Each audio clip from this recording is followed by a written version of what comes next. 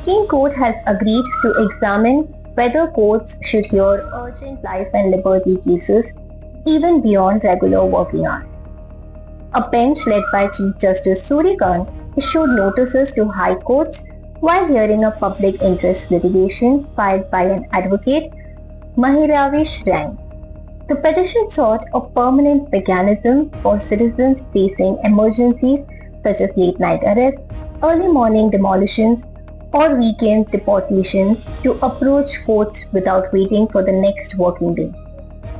The plea proposed setting up emergency constitutional benches or appointing designated duty judges, along with digital access for urgent hearings. The Chief Justice acknowledged the concern, but said any such system would face practical challenges.